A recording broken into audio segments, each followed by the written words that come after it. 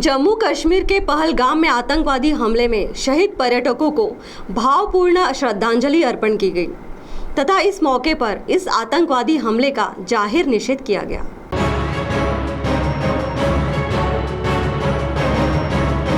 चंद्रपुर के गांधी चौक में विश्व हिंदू परिषद और बजरंग दल की ओर से किरण ठाकरे और मनोज दादा ठेंगने इनके नेतृत्व में पहलगाम में आतंकवादी हमले में शहीद हुए पर्यटकों को भावपूर्ण श्रद्धांजलि दी गई। साथ ही इस आतंकवादी हमले का जाहिर निषेध किया गया। कार्यक्रम की शुरुआत हनुमान चालीसा पठन से की गई। साथ ही 2 मिनट का मौन रख शहीद हुए सभी पर्यटकों को श्रद्धांजलि दी गई।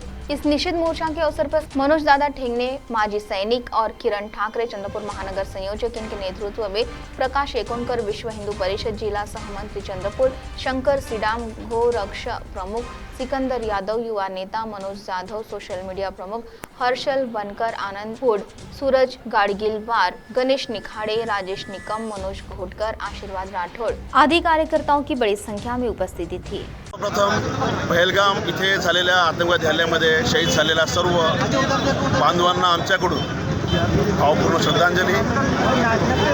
जसं सर्वांना माहिती आहे की हे आतंकवादी पाकिस्तानमधून आले होते, पण हा खूप मोठा प्रश्नचिन्ह आहे की ते पाकिस्तानमधून जेव्हा आले तर ते जेव्हापर्यंत भारतात राहतील तेव्हापर्यंत ते काय आपल्यासोबत राशन पाणी किंवा गाडी घोडा घेऊन आले नाही। याचा अर्थ ते इथं आल्यानंतर कुठंतरी आपलेच भारतात राहणारे गद्दार लोक त्यांना कुठंतरी साथ देत राहतात। त्याच्यामुळे हे असे हमले घडून येतात। आणि ज्याप्रमाणे पहलगाम इथे धर्म विचारून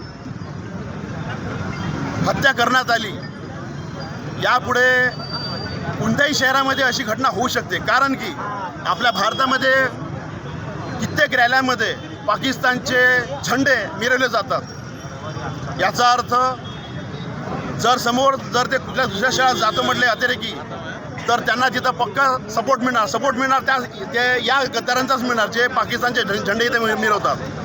ज्याप्रमाणे पहलगामला धर्म विचारून त्यांना गोळी झाडण्यात आली आमच्या भावंडांना, त्याचप्रमाणे आमची जर चेतावणी मिळाली तरी चालेल।